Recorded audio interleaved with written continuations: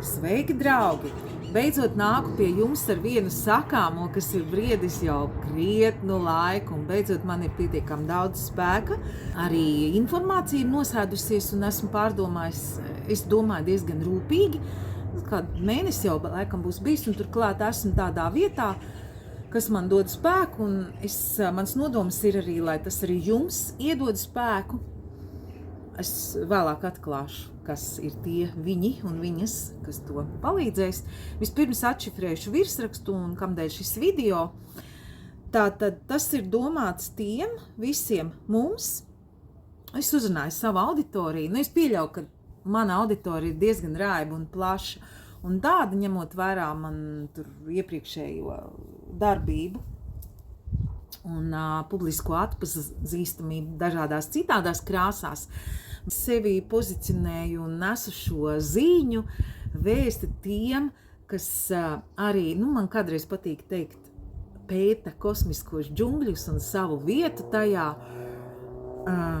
zin, ka valkāt cilvēka ķermeni, tāpat laikā saprot, jau pēdējos gados ļoti atklāti dažādos avotos mēs redzam arī Latvijā šos terminus homo luminus, homo divinus, homo angelicus, daudzdimensionālais cilvēks, jeb kosmiskā būtne, tātad cilvēka veidolā esošā jaudīgā enerģija šajos te īpašajos laikos, kura dzīvo gan savu cilvēka dzīvi, gan daudz ko vēl. Un kā mēs redzam, kolektīvie procesi, tak nevienam vairs nav noslēpums. Šis palīdzēs tai cilvēka daļai, kura iespējams jūtas, ko tālāk, vispār, kur ir izēja, šķiet, ka viss ir neglābjami, ko mēs varam padarīt. Runa ir par tiem žņaugiem, ko bieži vien dēvē sistēmas esošās žņaugiem, un tā tālāk. Tāpat arī es ceru tām pārējām daļām, kas saprot, ko tad man kā tai īpašai enerģijai, ko es te varu izdarīt pret to visu. Atrodos es kādu gabaliņu no Atenām. Atenas šī skaistā, teiksim tā, arhetipiskā, vēsturiskā kultūras enerģija, dieviete, skaista sieviete, taisnības spēka nesēja. Un tepat ir arī Artemīda, dažus kilometrus lejā, Artemīdas pilsētiņa. Dabas dieviete, varat palasīt vairāk par to, atrast, sajust, ja jūs šis uzrunā. Man būs arī atsevišķi sakāmais par to, kā es jums to varbūt, cerams, varu palīdzēt, sajust. Te lidos lidmašīnas, es ceru, ka mani labi dzird, netāli ir viena no lielākām pasaules lidostām, tāpat laikā gaiss ir tīrs un brīnišķīgi. Tur aug roze, sakrālā sievišķuma, arī sieviešu kopības, māsības simbols un jasmīns.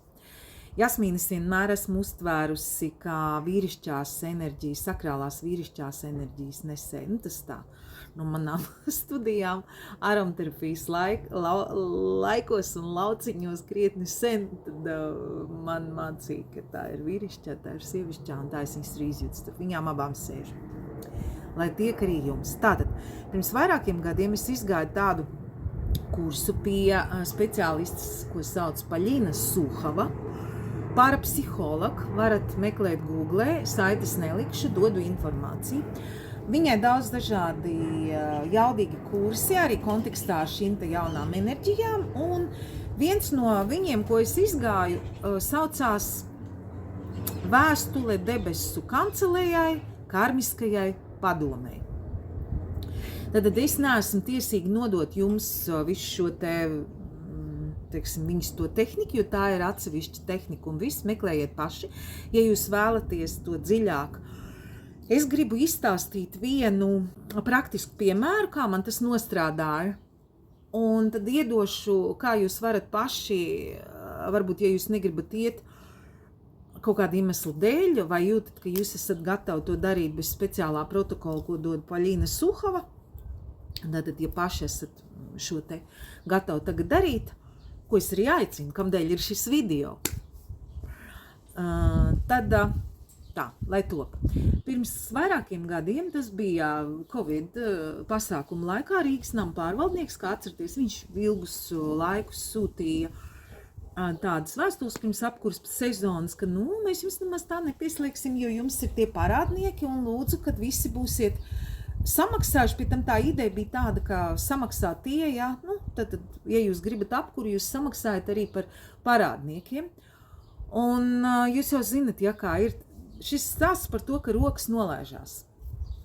Ko darīt? Tur, kur rokas, kur tu saproti vai ne, kur tu nevari, jūs varat izlasīt manā privātajā blogā, es uzrakstīju par šo te, kā es pilnīgi nezinot, netīšām uzzināju, ka man ir soda vēstule un tur kaut kādas visas, tur tikai 10 darba dienas var pārsūdzēt, un es vispār to vēsti vienkārši brīnumainā kārtā saņēmu, man nebija ne jausmas. Ja? Es piekrītu, es atceros, ko es izdarīju, tur bija mainīts ceļa zīmes, un es nepadomāju, es visticamāk braucu pēc vecā, es tā domāju, ka tā ir bijis, un saņēmu 2 milzīgas soda vēstules. Precīzāk, es viņas nesaņēmu. Es vienkārši kaut kur tur ielika, ka viņai ir, un es netīšām to uzzināju. Tātad, un tu tur cilvēks to atver, un ko tu tur var padarīt? Ja tev vienīgais, kas ir paņemt, tu tur vairs neko nevar vaicāt, ne pa ko, tas ir bijis nekā. Vienkārši mīļā miera labad samaksā, jo tev tā arī ir pateikuši. Pat, ja jūs tur kaut ko vinēsiet, jums būs jāsamaksā tie tiesas kaut kā tur piedzinē honorāru un tā tālāk. Tātad, es toreiz Rīgas nama pārvaldniekam arī šitā te saņēmu uz to vēstuli, domāju, ko lai dara, un arī brīnumainā kārtā man bija iesviesta līdz nodarbību tepiķīšu un drēbju somā.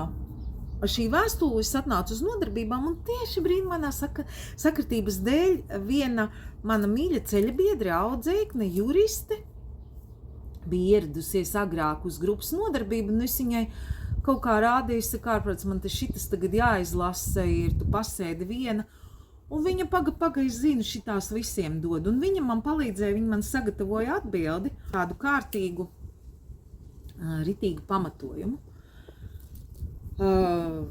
Jūsu rīcībā ir administratīvās metodes, kā darboties ar parādniekiem un tā tālāk. Tad es vispirms tagad stāstu to, kas atrisinājās pēc tam, kā es biju uzrakstījusi vēstuli karmiskajai padomei. Tātad es izstāstīju tikai tu pašu ievadu un izstāstīju to beigu rezultātu. Kas bija vidū? Bija viens beigu rezultāts. Vidū bija tas, kad es domāju, šis man ir brīnišķīgs, jo es nezināju, ko īsti rakstīt, ko īsti tur sūdzēties. Man it kā pa savu dzīvi, pa kaut kādām cilvēciskām attiecībām man nebija nekas ne pa vienu cilvēku jārakst, jo bieži vien šādas vēstules viņi tieši ieteica, jums tur vīri kaut ko neesat sadalījuši vai ar to. Es domāju, brīnišķīga lieta, es varētu patrenēties uz šito uzrakstīt. Un es rakstīju pēc visiem noteikumiem, kā raksta iesniegumus. Karmiskai padomei, izklāstīju visu šo situāciju. Es esmu tāds un tāds. Baiba Kranāte, dzīvoju tur un tur, saņemu vēstuli, esmu maksājusi, lūdzu, izklāstu situāciju un lūdzu karmisko padomi. Ja? Varat pielikt klāt katrs vēl, es tagad dodu jau savu versiju īsu, tādu izklāstu. Varat pielikt klāt savus gaismas meistarus, ar kuriem jūs strādājat, vai savas daudzdimensionālās būtības, citas lielākās daļas, kas arī mēs esam. Jūs zinat, ka mēs, kaut kāda mūsu daļa ir tas tur citplanētietis no nākotnes, mēs tas esam. Labi, tas par to plašāk, kuram interesē konkrētāk nodarbībās vai sesijās. Var sakot, piesaukt savus gaismas meistarus, un iesniegt debesu kancelējā, nodot karmiskai padomei, izklāstīt. Lūdzu izskatīt lietu pēc taisnības un tā.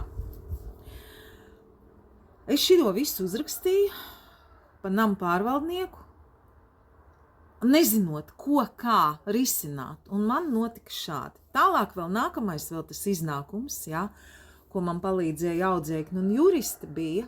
Es sapratu, un te varbūt tāda garāka atkāpe ir, kā jau jūs esat ievērojuši, tad ļoti daudzas lietas, ko es daru, kas it kā iet, privāti, tā kā no baibas, bet tas iet kolektīvajā laukā. Es kā pateicību šai meitenei, meitene arī ir, viņa ir man ilgadīga, jā, teiksim, korekti, audzēkne, bet tas ir, cilvēks no darbojamies kopā, kā mēs saucam, apļa. Mēs esam 11 gadus kopā, īstenībā, kaut kādiem teju maniem pirmiem pasniedzējas gadiem. Tad teju 20 varbūt arī jau būs. Un es viņai savu laiku esmu diezgan daudz, ko es domāju, palīdzējis arī ārpus tepiķīšu un tā. Un es teicu, es šo vēstuli izlikšu publiskajā lietošanā un tad visu pašvaldību, kurās ir šīs te problēmas, jo tas bija visur. Cilvēki var lietot. Un es viņai teicu, tu saproti, ko tu man esi palīdzējis un caur mani, jā, tātad man ir šī atpazīstamība. Labi, man nav kā Eirovīzijas dziedātājiem 1010 sekotāji, bet pietiekam daudz un tika palaist, es ieliku visos savos sociālos portālos tālāk, un īstenībā, vai mēs esam kopš 2021. Gada saņēmuši kādu šādu vēstuli no namu pārvaldnieka? Nē. Tātad šī doma man atnāca, īstenībā man arī draudzene vienreiz piezvanīja, viena, kur arī ir šos kursus gājis, un kad pacēlās info par turbīnām, vēja, ko rīkos tagad Latvijā ierīkos, un tur vēl visām lietām. Es bieži vien pati, braucot cauri tam mežam, kur jau vairs nav mežs, kur pat tās nav vēja turbīnas, kas tur ir izcirtušas mežu, tie ir cilvēki, kas tur būvē mājas. Viena nevar nokārtot parādus, kredītsaistības, ja? Un atstāja mājas, otru ceļu veido nākamās. Ja? Es esmu kādreiz piestājusi un pateikusi, jūs saprotat, ko jūs uzņematies? Jā, un es novēlu, lai kosmos sakārto to, ko jūs darat šobrīd, 2020, kurā 3., 4. gadā cirst kokus, bendēt dabu, nav vairs tie laiki, kad to var darīt, bet tad, vienkārši šobrīd cilvēkam ir dots citas iespējas.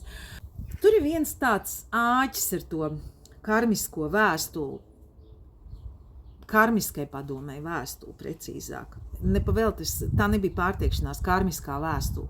Saprotiet, tur ir tā, jums ir pašam jābūt, vienkārši jums ir jābūt, tā prasa drosmi, jo, ja jūs vēršaties pie karmiskās padomas, tad viņi zina, arī visu, kas tur jūs sevi izliekat viņu priekšā, tad jūs sūdzat tiesā karmiskās padomas kādu.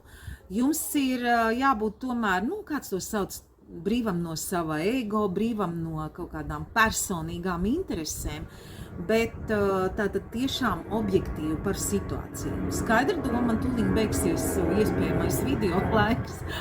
Un tā, uzrakst nevis domās novēlam, bet uzrakstam riktīgi iesniegumu kārtīgi, kurš to vēlas, kurš to ir gatavs darīt. Pāraksts, viss varat uzlikt uz altārīšu, es vienmēr liku uz altārīšu, kāds iesakā sadedzināt, vai varat aiziet un atrast pie minētā avota konkrēto kursu. Sūtu visiem filākjā, bučiņas, spēku, sievišķo skaistumu, gudrību un vienlaikus sievišķo spēku, vīrišķo mīlestību un vīrišķo spēku. Atā!